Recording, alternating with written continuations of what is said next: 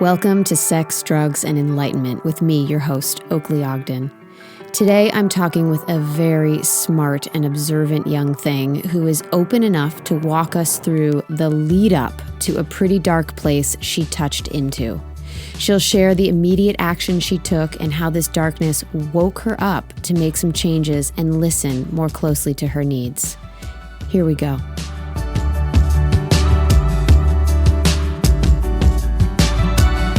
You shared about this past summer and that you kind of found yourself inside of like suicidal consideration, right? Which is just like a sign of like, whoa, things are not aligned, right? Like I am not in the right place, and you handled it exactly how you're supposed to handle it, right? You called a friend, you asked your mom for help, you signed up with a therapist, you went to sleep quietly, you woke up in the morning. This evening for my client did not arise out of nowhere. Although it seemed to have, right? Many streams of influence converged and touched on something deep below the surface. And today we're going to uncover that and make some connections so that this client has a lot more agency to make changes in her life and heal what's lurking under the surface and calling for her attention. In this scenario, what she's experiencing is suicidal ideation, which is thoughts about suicide. They can be fleeting or persistent. They can range from casual thoughts, I wish I wasn't here, to more detailed fantasies about how to die. This is different than suicidal intent, which refers to a clear desire and plan to complete suicide. These are two different places to be on the spectrum of suicide. And if you are in any of them and need help, 988 Suicide and Crisis Lifeline is available 24 hours in English and Spanish, and you can even text 988. It's the Suicide Crisis Lifeline. So tell me first, let's just start together. How did, what began to lead up to this really dark moment, this dark night for you? I would say, I think it was the middle of July. So we had been in for about a month and a half, I think. Mm-hmm. And over the summer, like, I was kind of holding down the fort a lot, being alone. Not all the time, but decently often. And I didn't really get to go out and socialize very much, so I didn't make any friends there.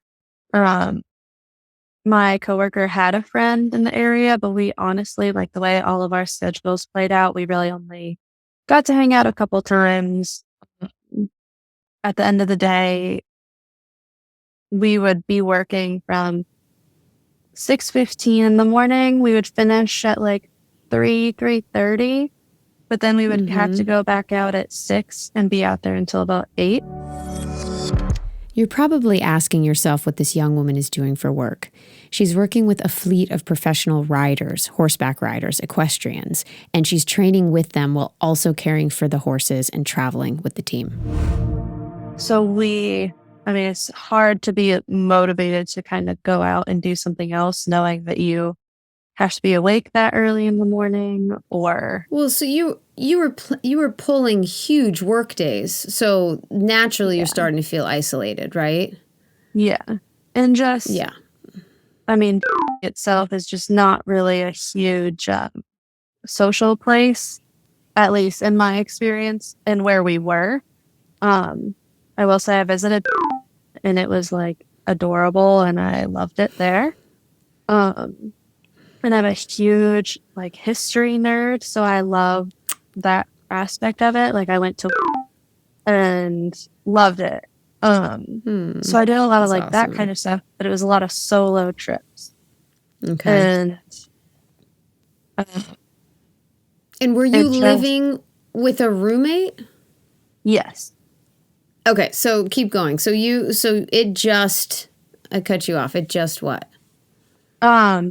It just wasn't as like fulfilling or as exciting as here. I mean, I drive. When I was here last year, I would go almost every single week to the beach, and I would bring a book or I would write.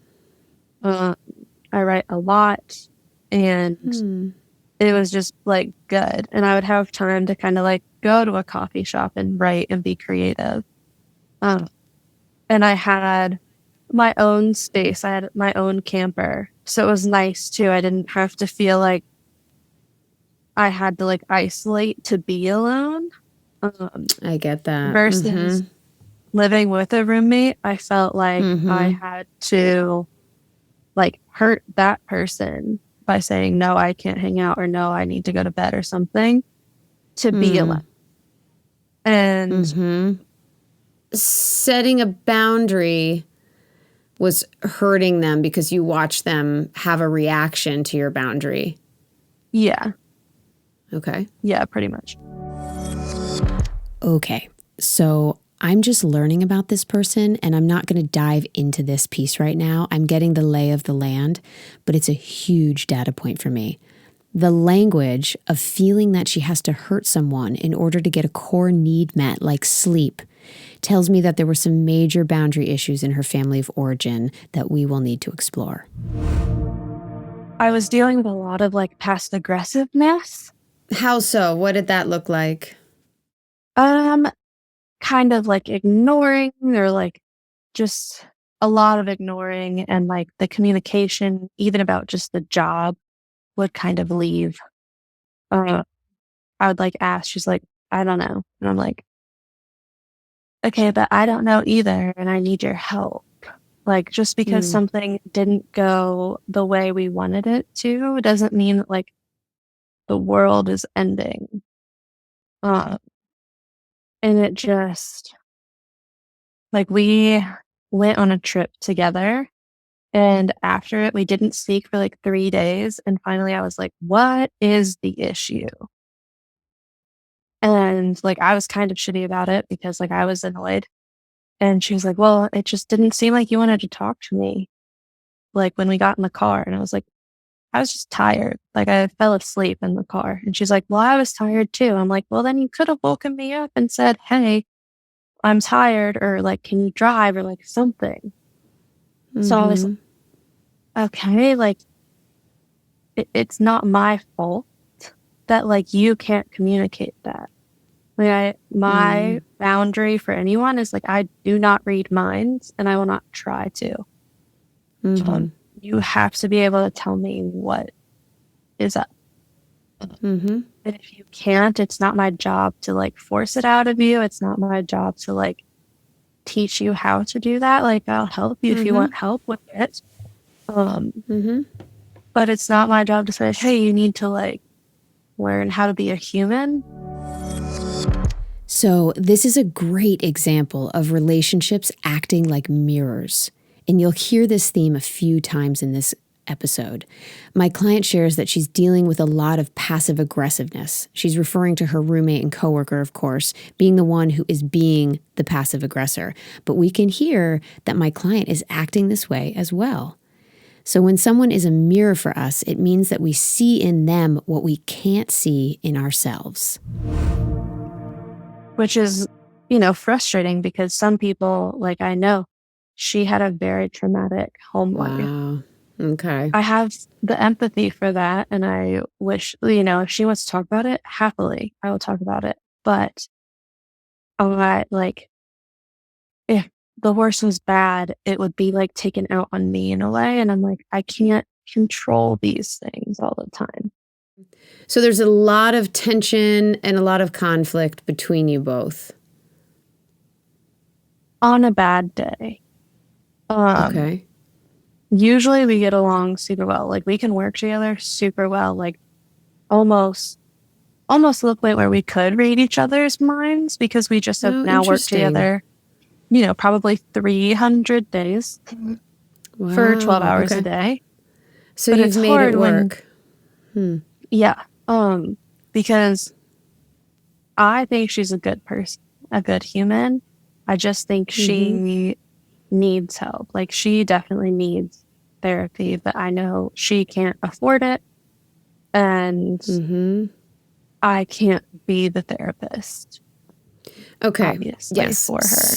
Obviously. Very good point. I'm glad you're saying that. You shouldn't be, and that's not the way that goes. However, so she's the one that needs the therapy. How did her behavior contribute to you being the one with the mental health issue we are unpacking today? That's my question to you. To be fair, this is a leading question. I am intentionally wanting her to arrive at the awareness of herself on her own. I wouldn't say that it was, all because of that. I think it prevented me from having a safe place to take a breath. Okay. Because So you just didn't feel like you could be alone. yeah. And you sharing a camper, even when you guys are in, because we had like opposite ends, but like you still hear every move, you still hear all of that stuff. So it's like you don't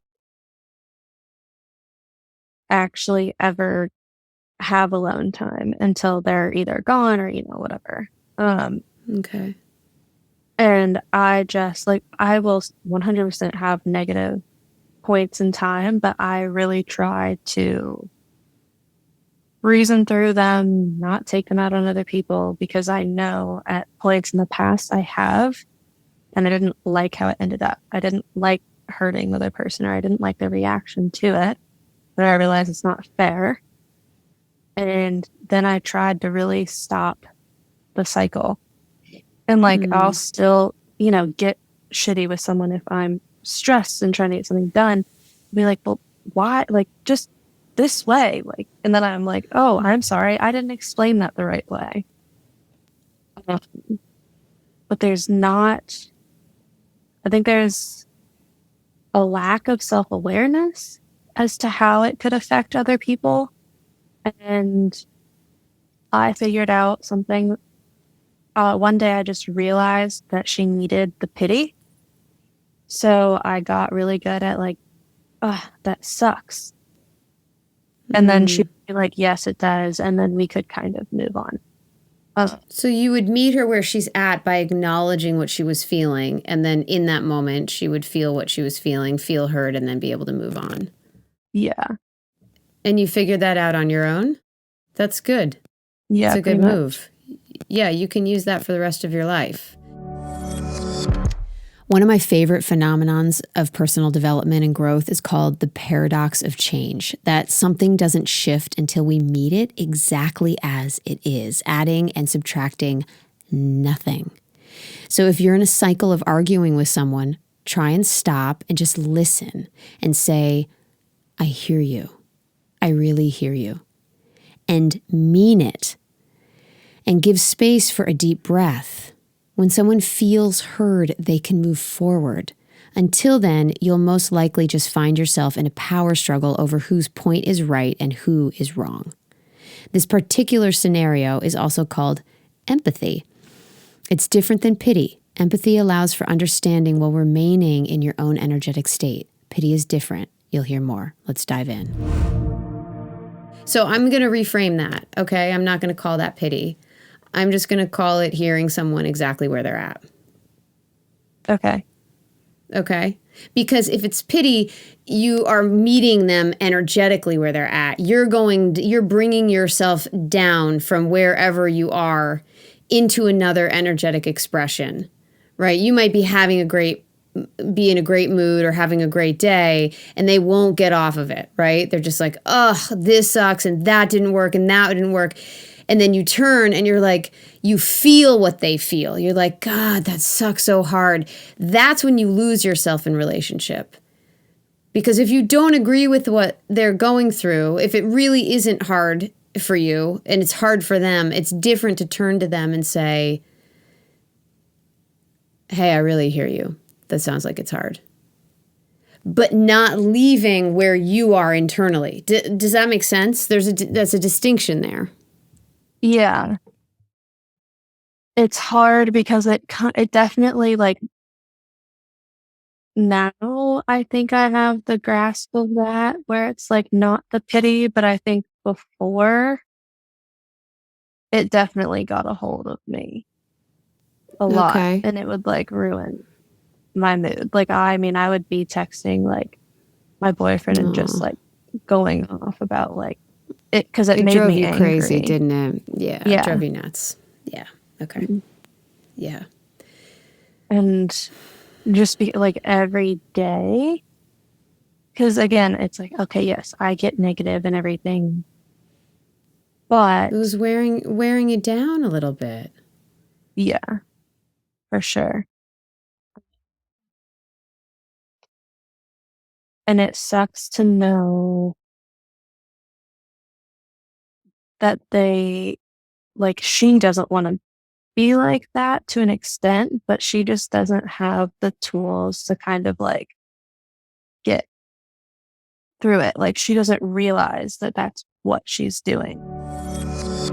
Can I get some compassion for this one right now? I mean, how many of us, raise your hand, unless you're driving, do not, have ever been the one who's the expert on someone else? What's happening for them, what they need to work on, what they need to do? I'm raising my hand just so you know. And if they could change, then we would be fine. Your relationship would be fine. So this is a whole body of work in the therapeutic field, which is great because our own state of wellness cannot be in someone else's hands when we are an adult or a growing adult. That sets us up for a world of trying to control everyone around us so that we feel okay. Oof, okay. Let's jump back in before I take us down a very long tangential road. So you have got a good grasp on what's going on for her, which, by the way, I really get. I am a person who I can analyze someone else before I look in the mirror, right? But Yeah. this moment is about you and me being here for you. I can't do anything for this girl. She's not here. Right. Right? So I really get how insightful you are. Like, I see it. I'm like, oh, okay, this person knows how to like look. You could probably help her, right? Even if she was willing. Yeah. But let's bring it to you. If this were a relationship in which she was mirroring something to you, what was she showing you? Not that you were depressed or irritable. That's not what I mean. What I mean, for example, is if I were in your shoes, which I have been, by the way, of course, this is Earth, right?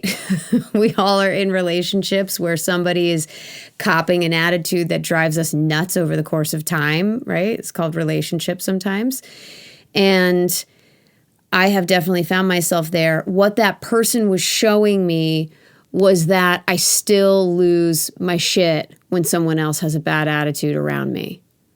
That I'm still need to learn to stand in my own energetic alignment, regardless of who's around me. And that I still need to be able to learn to communicate my boundaries around what's working for me and what's not working for me, and advocating for myself and getting myself out of situations before I'm giving all my power away and totally driving myself AWOL. While being affected by others is perfectly normal, there's a distinction to be made. Having our day totally ruined by someone else's bad attitude is a sign that we need to mature our emotional capacity. Another way I can say this is we have to build greater strength for our internal world, having space for ourselves and knowing what to take on and what not to take on in the world outside of us. When this happens, as it is bound to do, take a breath, and inside of yourself, simply offer gratitude to the person before you that's showing you where you are in your personal journey. Let's be humble. It's good to remind ourselves to be humble when we're triggered. It can take some of the fight out of us in a good way. Yeah, I would say that she definitely showed me that, like, I take on her emotions too strongly and like feel them too strongly. Good for you. Great awareness. And then it would just feel like unfair because it's like, well, if this is a problem for you, like, how do you think that I feel about it? You know? Like there was one day, this just because I feel a lot of times kind of like, hi, like I exist and have feeling. Um, to the point, so like I have scoliosis, she has scoliosis. One of our owners is like, oh my God, yeah, Meta, isn't yours like so bad? She's like, yeah, oh my God, mine's like even worse. And I'm like, and I didn't say a word after it because like she was like, nope, my spotlight. And I was like, So she kind of stole the air out of the room. yeah. And like any injury, it's like, oh, well, mine was worse and da da da da da. I'm like, okay, but like just because something happens doesn't mean that I am not valid, you know? Right now, I'm hearing my client as if she's talking to someone from the past. And because I'm getting that intuitive hit, I'm gearing up to invite her to drop in deeper. And I know she can. She's strong, she's self-aware, and she's ready. So I know that's a safe place to go. Hey, does this remind you of any other relationship in your life? Boom! Key question to ask yourself when you're feeling stuck and triggered. We wouldn't be triggered if something from the past wasn't still alive in us, unresolved and unhealed. This unresolved material has an energetic signature, and not being able to let something go inside a reasonable amount of time tells us that we have something that we need to address within. This points to the law of resonance, which is an active law in our path of personal development. The law of resonance states that the rate of the vibration projected will harmonize with and attract back the energies with the same resonance. Basically, life is sending out a honing device, searching out for what's unhealed. And if you are willing and able and paying attention, you can begin to address what you notice consciously and thus begin to set yourself free. Yeah, well, my mom and I, for sure. Yeah, that's what I suspected. Because she'd be like, oh, how's your day? I'm like, fine. And she's like, oh, well, my day was da da da da da. And I'm like, okay. But like, also, since I didn't ask, I really I don't care. But now looking back, it's like, I just didn't have the mental like capacity to hear about her problem. Well, there was no room for you to express your own and be heard. Right. Yeah, for sure. Right? Yeah. And we had a very interesting, my mom and I, when I was in, I think 8th grade. I might be wrong on that. That's okay. She would like ride my ass for grades, and she would just check them all the time. And I was never bad at school, always A's, always. And she like I was so over it at one point. And I had told her, I'm like, please stop. Like, I get things done. Like, and I ignored her for a week. And the only reason I stopped was because I heard her like crying on the phone that like she didn't know what was going on. So I was like, Got it. okay, well, she's noticed something's obviously not good. But she definitely, like, the thing that actually helped us, we had like a journal, like a mother-daughter journal. And like, we would just, if we got into it, I would go to my room and eventually I would be like upset and I'd write it out. But I felt like I always had to be the one to reach out and kind of like, here's the olive branch and like explain what I'm feeling. But it's a lot of times hard for me to articulate it versus write it down. So a lot of times when it was face to face, like even with my dad, if we would get into like anything, I would cry because I just cry at like the drop of a hat. It is, I see someone cry, I'm like, oh my God. But so we would like get into it and I'd be angry, but I'd be crying. And then it's like, oh, well, anything that I say is invalid because I'm clearly emotional and a kid and whatever. But I I quickly realized I can't always articulate things how I want them to like be said, as well Yeah. as I can just write them down. Sure. Uh, Sure. and so I think that helped a lot when I was younger. Now, I love that you guys did that. yeah, I will say like the best thing that ever happened to me and her's relationship, not that it was bad. I don't think she thought it was ever like stressful or anything or traumatic. But Mm-hmm. I think being gone is 100% necessary, like to not live with her. So stay with me here, right? So finding your own space away from her is how you feel safe and how you resource. Is that what I'm hearing? Yeah, I would say so. Um, Do you see how you did that with this young woman that you were in the camper van with? That you were looking for the same antidote? yeah, So the fact that you have attracted this person to show you that this mom pattern is still in you, does that make sense? yeah, Okay. yeah, for Because sure. often we will attract things into our life that harken back to something that happened when we were younger, a dynamic between usually a parent or a primary caregiver, right? And Hmm. that imprints in us, that dynamic. But that dynamic isn't something that necessarily serves us anymore to who we want to become. It got us through. We survived it. We did what we did. Okay. So it worked then, but often in our life, we'll find a place where we're outgrowing that. It's like, oh, that doesn't serve me anymore. Like in a partnership, in an intimate partnership, this dynamic wouldn't really work in an intimate partnership, right? Right. Yeah.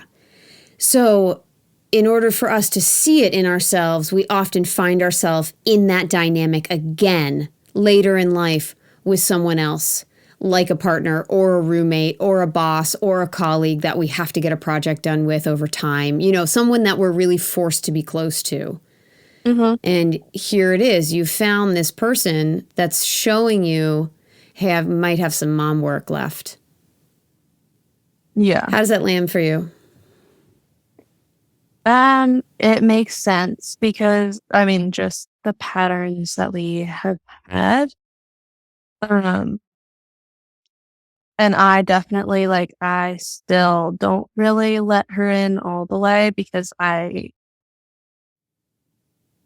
Your I mother? just yeah, like she can Mm-hmm. be and I can be a judgy person, but I like to think that I take after my dad and like he's one of the kindest people ever. Like he would like if someone helps us out, like something in my truck broke and they did it for free because it was kind of like half their problem because it hadn't been that long and but like also I mean it's probably my fault. But he like paid for their lunch and they were like, no, no, no, no, no. But he's like, yes, you know? So generous. Yeah. She's nice, but she's very like judgy and kind of I don't know if never satisfied is like perfect. Actually, it could be because like even now with wanting to do like horses, she's not completely satisfied with that. Like she will constantly kind of be like, well, what about this? Or what about this? What about this? I'm like, yes, like that Okay. interests me, but like this is what I've wanted since I was in like third grade. So I'm gonna at least try it as hard as I can. Yeah. And if it doesn't work, then I'll move on. But like I really want to try. Yeah. And yeah, so definitely like I would be afraid to like tell her like, oh, I'm dating this person or I'm gonna hang out with this guy or like whatever, because I was afraid of like what she would say. Okay, so you still keep things from her in order to kind of just live your own life and not have her have an opinion or get into your space Yeah, and I take over. probably tell her more now that we're gone or like separate. Mm-hmm. Um, The physical distance gives you a little bit of a buffer, it sounds like, yeah, because you yeah. can hang And up the phone. definitely, yeah. And like keeping busy too, because then she kind of has to realize that like I exist and have like a big role that I like don't have time for other stuff. Um, Got it. because as much as I could want to hear about her day, like my dad's there, he would love to hear about her day. Um, Right, right. but it took a long time to kind of be like, okay, I could tell her this part of a story, but not like this part of a story because I like my friends would party, but like I never partied. Like until I was 21, I really Mm-hmm. didn't drink or anything. Mm-hmm. And I would like keep that part of the story from her if any of my friends did because I didn't want her to Mm-hmm. like judge them. Okay. Um, Okay. but and like now, like my boyfriend and his brothers, they like close the bar down sometimes. So it's like I probably wouldn't tell her that because I don't want her to think Mm-hmm. like less of them for any of that, you know? Sure, sure. Well, you grew up with someone who was pushing you to do better than A plus. So you're not going to share anything that may come across as anything less than that because that doesn't feel like a safe environment to share because it sounds like praise and attention was somewhat conditional. If you were successful in what she wanted you to be successful in, then you got to have a relationship with her. But if you did things that upset her, then there would be distance or tension or a fight, and the journaling would have to start, and you would have to extend the olive branch to get her back. Is that right? Yeah. Okay. So what happens when we end up having a relationship like that with our mother, and it can be any parent, but in this case, right, let's just stay with your mom. With your mother is we end up rejecting parts of ourselves or keeping parts of ourselves in the shadows and not sharing our whole self. Yeah. Because that primary relationship is one place where we learn what's acceptable and what's not acceptable, and if we're acceptable and what parts of us are acceptable. Now, hopefully, in an ideal relationship, we really learn about love, right?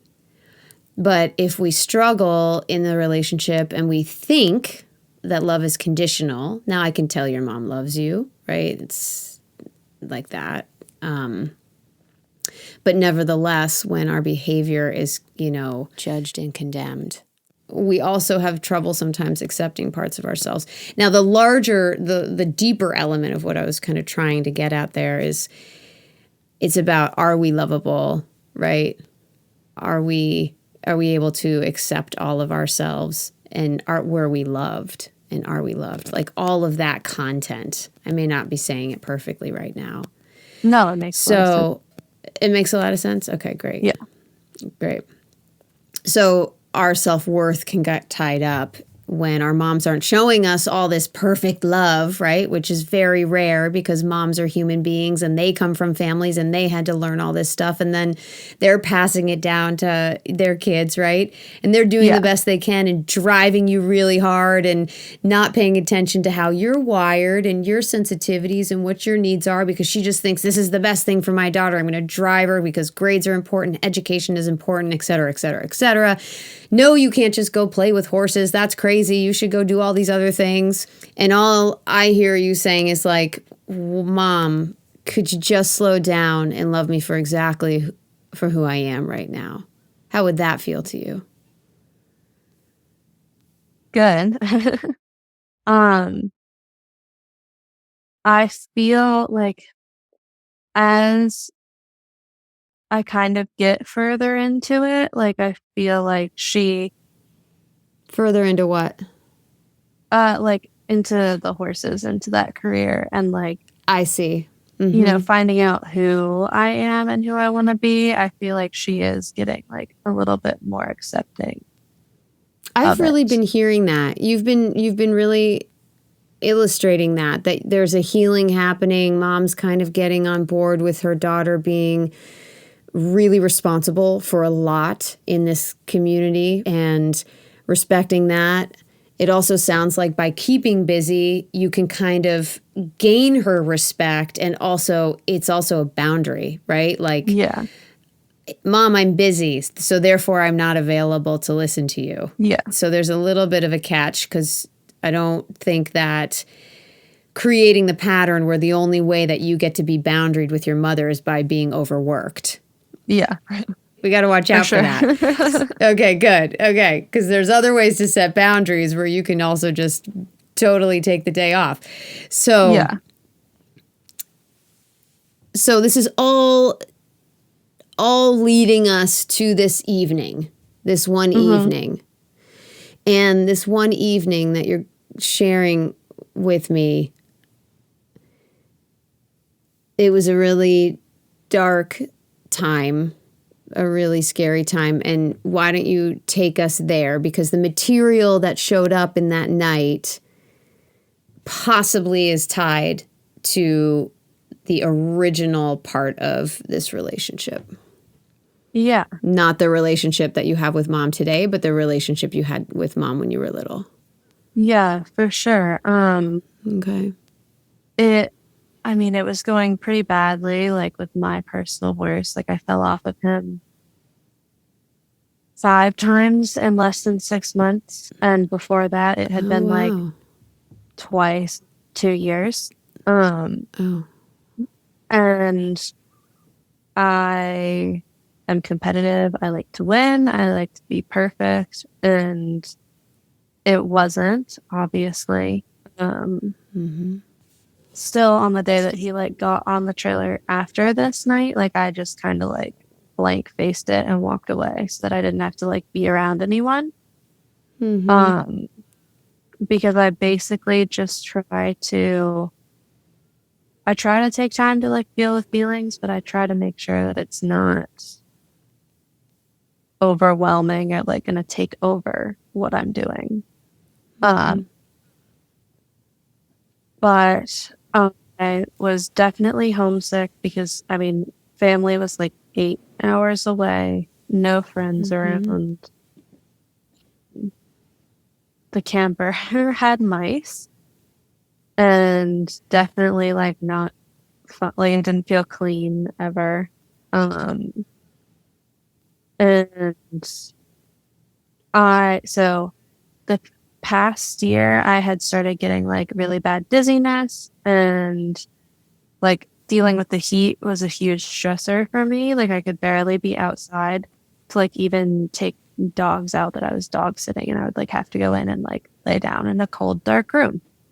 And so dealing with the heat was like a lot better this year, but I would definitely come in and kind of like, be exhausted from it. And I think I didn't have any joy in riding.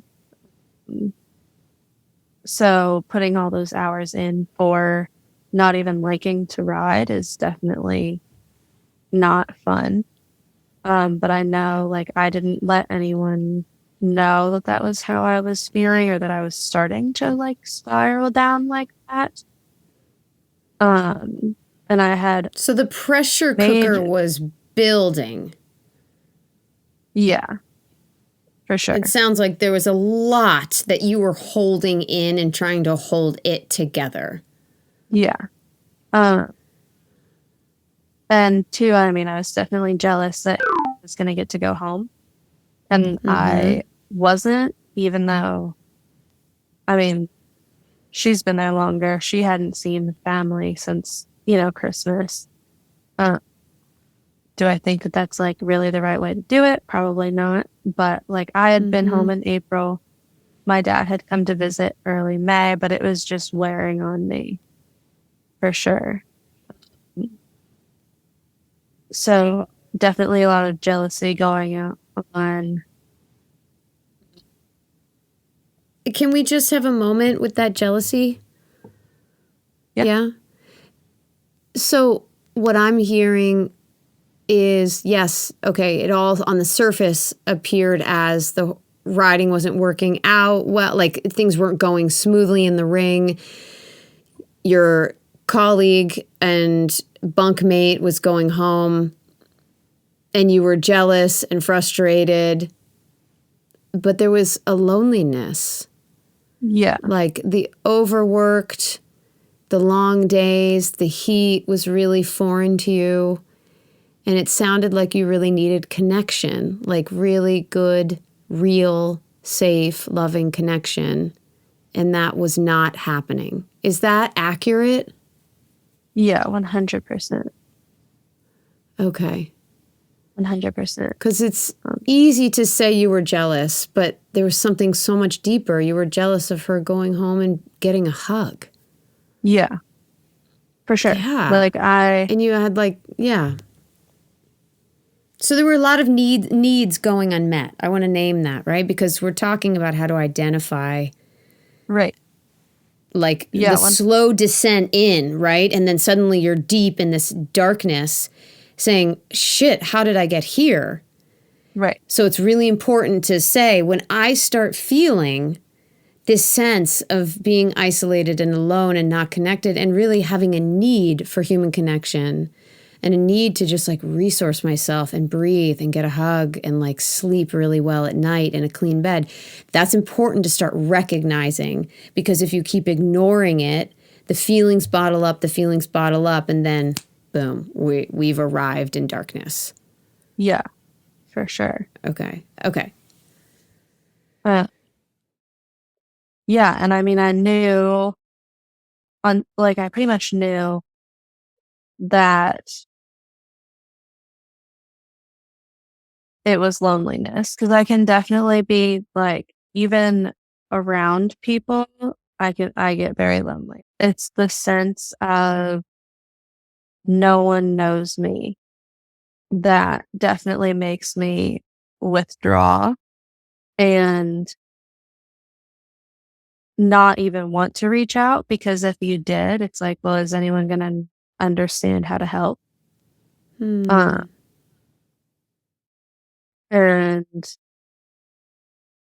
it definitely that night, I'm sitting there and trying to text friends and everything.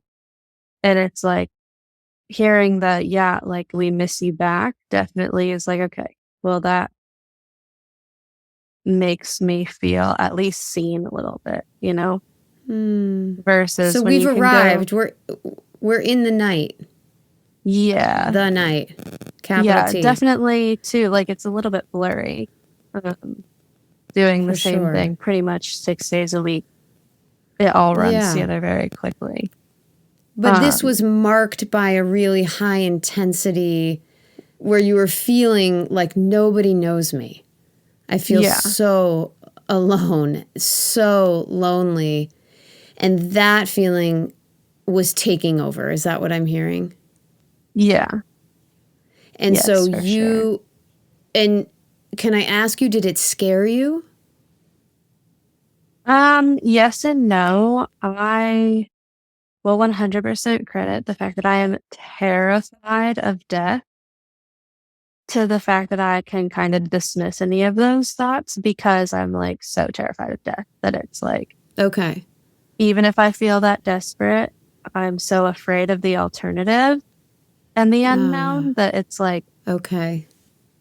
even if I feel that way, I know that's not the solution to. That suicide is not the solution. Correct. Yeah.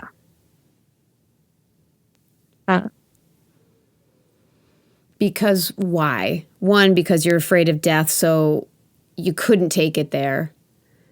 Yeah. But you were having really dark thoughts. Maybe ugh, what if this ended and I could just be alleviated from this pain? Yeah. And what did you do to manage those? It sounds like you reached out to people. Yeah. So I texted friends. I don't think I went into depth with very many people. I called my boyfriend. I literally went on to BetterHelp and like signed up and found like did all the stuff that night, I think. No shit. So that night you were like, okay, enough is enough, and you signed up and got help. My client is referring to BetterHelp, a new platform that has swept the nation and is helping so many people. That's BetterHelp, BetterHelp.com. At BetterHelp, all therapists are licensed, accredited professionals. You pay a low, flat fee for unlimited therapy with your therapist. It's pretty awesome. You can do it at your own time, your own pace. You communicate with your therapist as often as you want and whenever you feel it's needed. Like, how cool is that? And with BetterHelp, you can switch therapists at any point if you don't feel you're getting a good enough fit. Go check it out. Because Wow, just with all the extraordinary other things that I had, it'd been on my mind, but I had just not done it yet. So I was like, all right, well, this is clearly a big sign that like it's time. So like I didn't completely tell my mom why, but I basically explained that like I had been thinking about it for a while. I think me and her had talked about it before. So it was good that it wasn't like a complete surprise. No one made me feel like I had to like explain myself, which honestly in those moments, it's like you don't always want to have to. You just need the immediate reaction of like, no, we care, you know? But it was definitely hard being so physically isolated. Like I didn't feel like I could go up to the big house and explain. And like honestly, when I went to tell her that I wasn't going back, I was surprised at the level of emotion that was actually there. Just because, I mean, you know, it's easy to say that, oh, I wish they cared, but it's hard to understand that some people just aren't good at showing it. And then actually, a client that is also a therapist told me at one point that because I expressed that I felt like kind of pushed to the side or like basically not cared about as much. And she pointed out that because the coworker had such fragility, that it was kind of assumed that I could like kind of brunt it out. Handle it. Yeah. Wow. So that was eye-opening too. So how did it affect you to see on her face the emotion that she was showing you when you told her you weren't going back after this stint of the job? It was relieving, honestly. Why was it relieving? Because it showed you that you cared? Yeah. And how were you, what happened the next day when you woke up?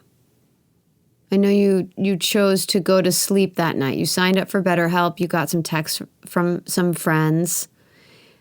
You got some texts from some friends. How do you say, like tripping over my words? Yeah. You got some texts from friends. Yeah. And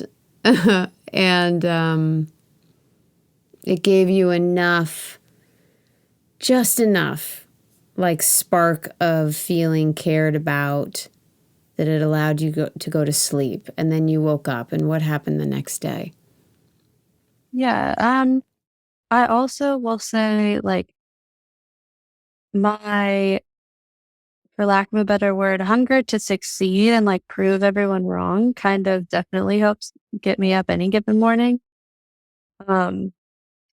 Especially like coming from parents who kind of, you know, they're never going to say that they doubt you, but you can feel it, you know? So feeling like, one, I can even prove myself wrong because it was like, okay, I want to quit riding. Well, and I'm like, I've come too far. Like I've put too much into it to make it all be for nothing. And I've learned well enough now that you don't make the difficult choices when it's difficult. You have to see the difficult section through and then kind of reflect on that. And once you're back level headed, then you decide. You have to see the difficult section through and then kind of reflect on that. And once you're back and level headed, then you decide. What? I had to pause here and just highlight this extraordinary wisdom coming forth here. Major wisdom bomb. Oh my gosh. Obviously, that's not if you're being flat out used and abused, then absolutely take the moment. And if it's right in your gut, go for it. But 9 times out of 10, you have to not overreact while you're feeling it.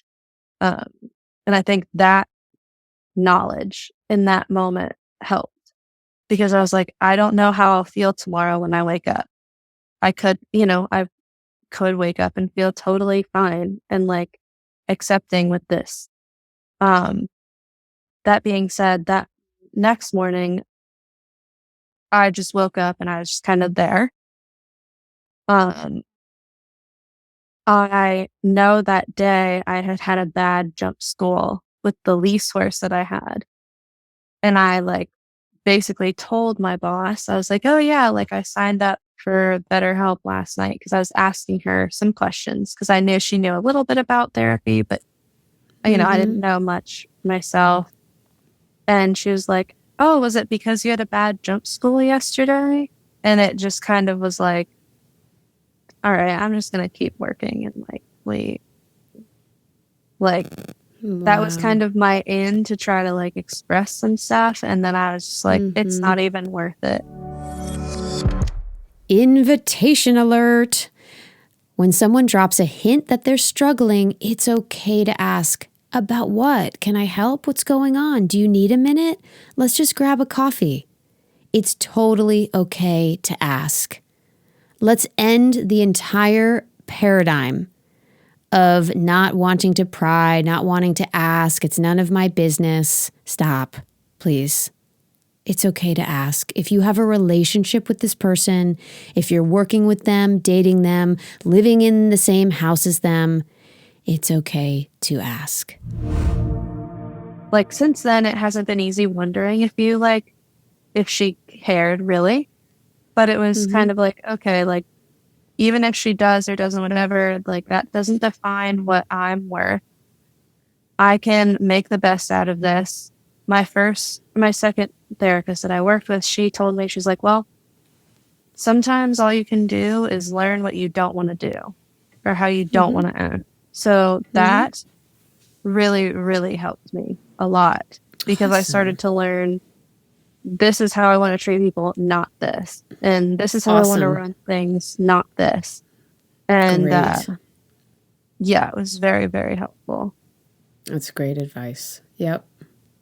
And then too, it kind of changed my mentality from like complaining to thinking like forward instead of dwelling as much.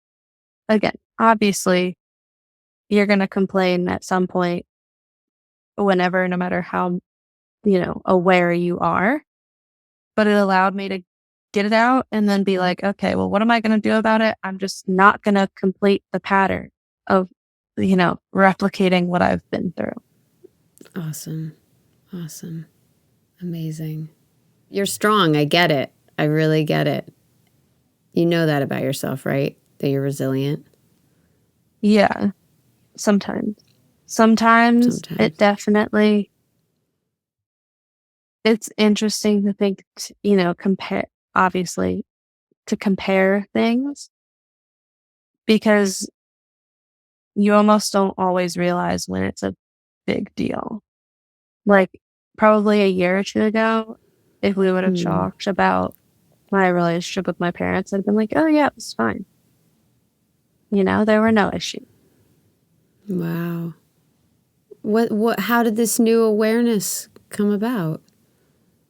And then what? I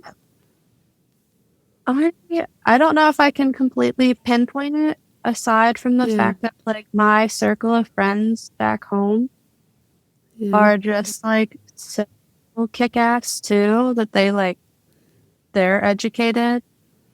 And then they started telling me, There's an interesting concept out there that states something like we become much like the 5 closest people to us in our life. That's just something to think about. I mean, I'm curious and nosy, and I just started to read things. I don't know. This time last year, I read It Takes What It Takes by Trevor Moawad, and I liked it a lot. It was a cool moment to understand that, that someone else, recognized that something wasn't right. That someone was seeing you.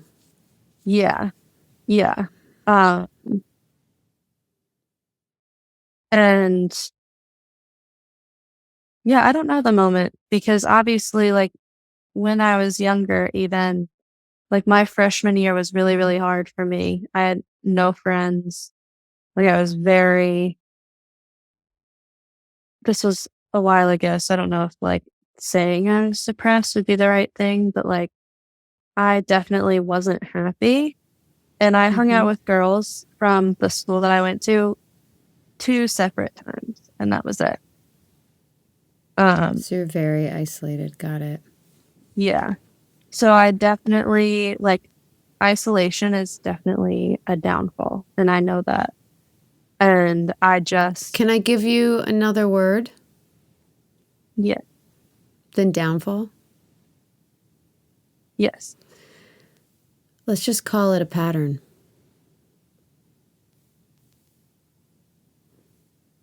It doesn't have to have a judgment on it. Is it just something you do to cope? Isolating? Yeah, I would say so. And, even from childhood. Okay. So it's a pattern in your life, yeah? Yeah. Okay. Sometimes, was it the right thing to do for you? Absolutely. I think a lot of times it was good. I think extreme versions of it were where the issues start. Yeah, absolutely. So sometimes in a certain amount, it might be good for you. Might, right? Yeah. And then other times, it doesn't sound like it's good for you. Yeah. Right? So it's a pattern. So just see it as a pattern. Sometimes it's good and sometimes it's not good. And you know which one is which. I know you know that. Yeah. So it can be a downfall, quote unquote, because of the negative effect it has on you. But it's just a pattern, right? Yeah. Is that helpful? Yeah, that makes a lot of sense. Cool. Right? If you see it as just a pattern, then you have a little more agency around it. It's not a big, scary thing. Yeah. Right? It's not your downfall. Right. Which that makes sense. And it doesn't mean, yeah. I like to be alone, but there's, I think, a difference between being alone and then the isolation. Exactly. For sure. Right? Because I would be wary, right, of you just laying in bed and reading for an afternoon and then having to be hypervigilant and ask yourself, am I isolating? Is this bad? I'm alone right now. Right? This is my downfall. This is what I do. It's like, whoa, whoa, whoa. There's a spectrum here. Right. Right? And you really resource with some personal time. Yeah. I mean, there's absolutely nothing wrong with that. Right? But when you're starting to isolate, which is a different thing, because there's a lot of emotional content that you don't feel safe to express to the people that really need to hear it from you, that's where we need to say, wait a second. What am I avoiding right now that I really need to do? Yeah. Yeah, What's that the makes a lot hard of sense. conversation? Yeah, what's the hard conversation I could have right now instead of doing this? Because I know where this leads. Yeah. right? So when we have parents that drive us super hard and that we don't feel safe being our full selves with, right? We learn to bottle up emotion and keep it to ourselves because in our history, we weren't safe to let them know what was really going on because we might not be approved of or loved or receive all the stuff we were used to receiving when we were quote unquote good kids, good girls, right? Yeah. So you don't want to be a bad kid. You don't want to be a bad girl, right? You don't want to get bad grades and drink and date the wrong guy and, you know, have feelings that are super, you know, unwieldy and messy and all of that. But that's what makes you whole, and that's what makes you beautiful, and that's what makes you incredible. And the more comfortable you get over time being able to say, hey, time out, I'm having some feelings here that I actually really need to express now, and I need some time with you. Whoever that is, your mother, the roommate you were working with, the kind of mentor boss, right, that you were working under. Hey, I really need some time. Learning to ask, because there isn't the pattern in your system yet of learning to ask for what you need and then being heard. Because your mom would snipe all the energy out of the room. Say, oh, you had a bad day, honey? Oh, my God, wait till you hear about mine. Oh, my day was the worst. And you were like, wow, okay, so I'm going to learn to keep the rest of that story to myself. Yeah. Right? Because nobody's listening to me. So the invitation, because of that patterning, the invitation is to begin to learn to ask for the time and the listening that you need in order to move this material through you in a healthy way, in a safe way. Is this landing for you? Tell me. Yes. Yeah. Yeah? What are you thinking? I see your gears turning. Just reflecting on that thought of like, it's a necessity to open up because even like my boyfriend said at one point, he was like, it feels like your guard is still up.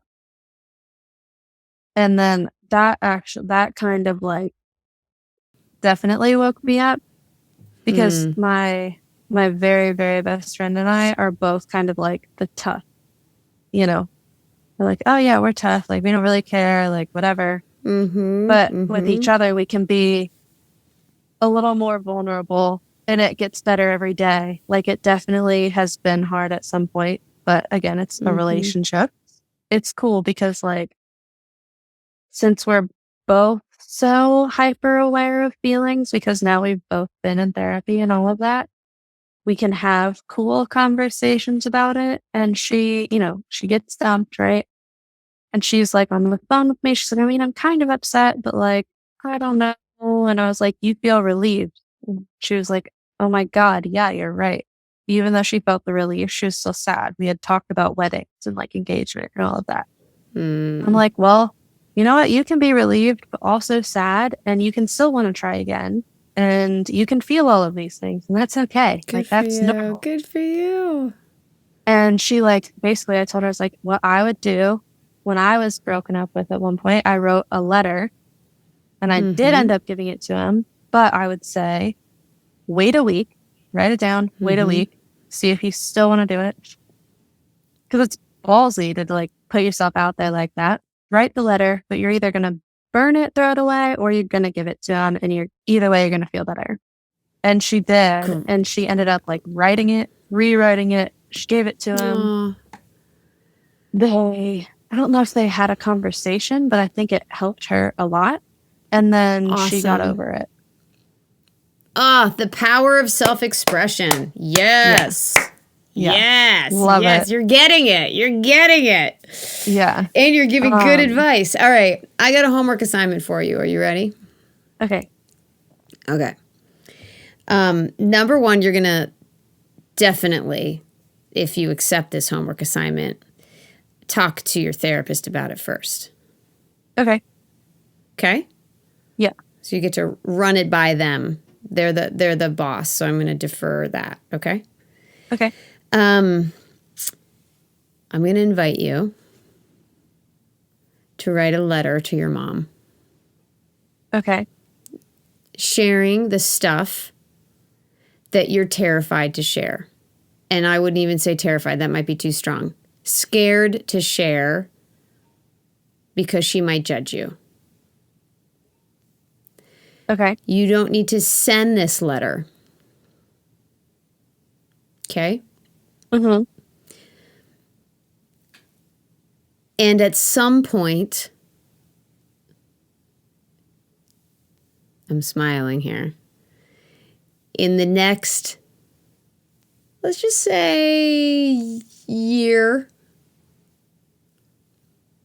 and again, you're doing this with your therapist support or not, right?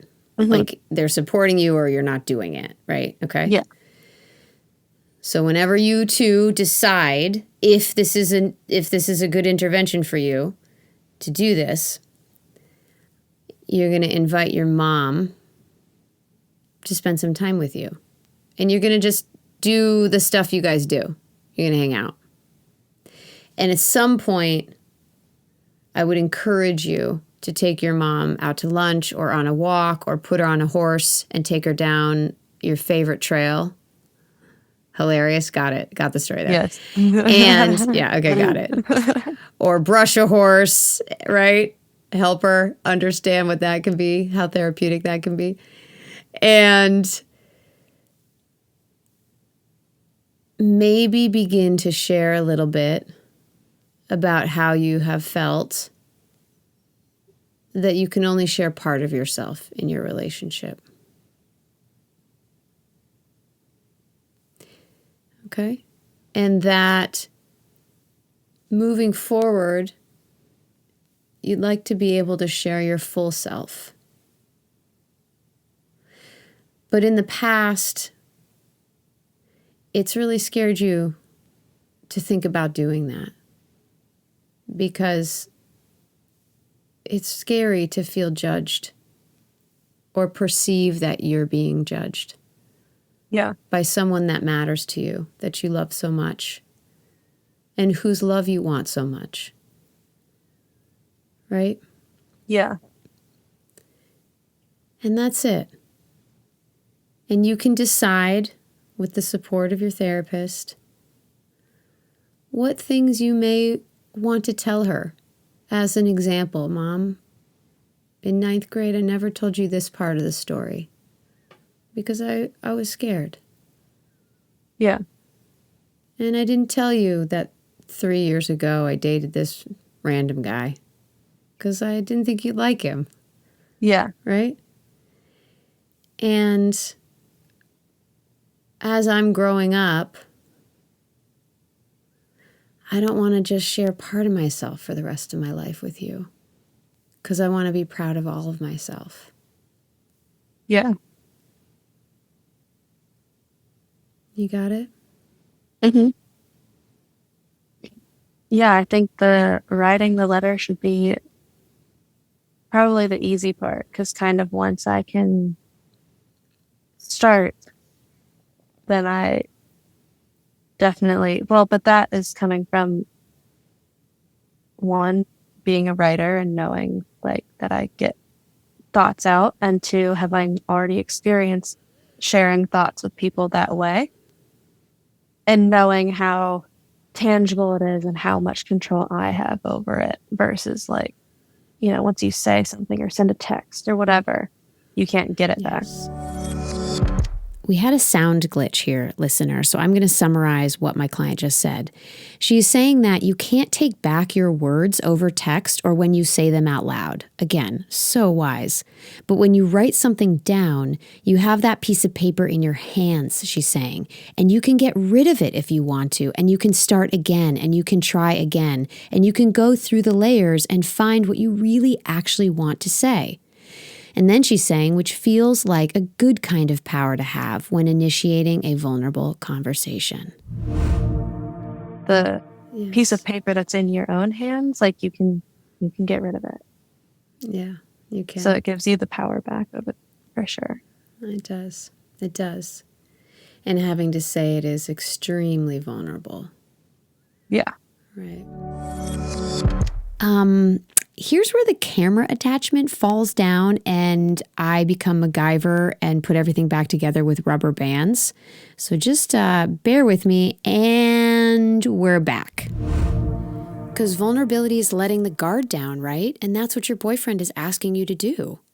Yes, which is so ironic, that he didn't even know what it would mean to be vulnerable. And now I'm like, oh no, we've reached the point where now I have to do it. This is not what I signed up for.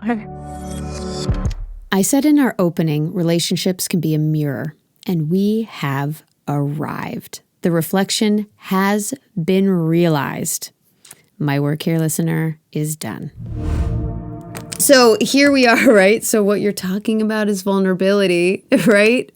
Yeah. Which is what your boyfriend's asking you about. Yeah. You see how it's all tied together? Yeah. Crazy. Is it surprising you? Is this surprising you? Not really, because it's so it makes sense, all the patterns. It's cool to see. Yeah. Yeah. It's just good. When you're like, oh, damn, it applies to me too. It's like, yes, I do know. I really do know. I promise. I promise I know that. Yep. Cool. That's fine. That's so awesome. All right. So you got your homework. Yes. You see how it links to everything in the now moment. Yeah. Okay. Yes, for sure. My boyfriend and I, since he's coming to watch the game, we'll probably have a good conversation, except this time it'll be less of what did your therapist say that I should do now? It'll be well, it's my turn. Yes. Woohoo. Yes. Yes. It's your turn. I even see a new glow in your face. A new smile is happening.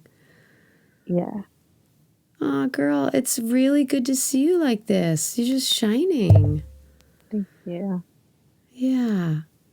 The irony of self-work is that it's really scary to look. And once we do, we feel more free because we're empowered around making a difference. And that's so enlivening. Yeah, for sure. Yeah. What are you thinking? Just that I like to always have a plan. So to kind of have a plan going forward always makes me feel kind of satisfied in a way to know the next step. Because I'm always super eager to get to there and fast track it all, but definitely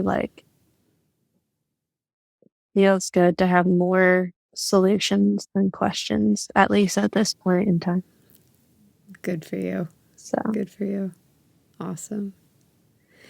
So does this feel like an okay place to begin to wrap it up for you? Is there anything else that you want to share or need to share? No, I think we're good. It's so awesome to meet you. Yeah, you too. This is even more awesome than I thought it was going to be. Thank you for your time, love. Thank you. Thank you. Thank you for joining me on Sex, Drugs, and Enlightenment. Follow us on Instagram and YouTube under my name, Oakley Ogden, OakleyOgden. And if you're interested in a one-on-one session and being on the show yourself, log in to sexdrugsandenlightenment.com and fill out the form, and I will get back to you. And in the meantime, hey, dare to share. All my love to you.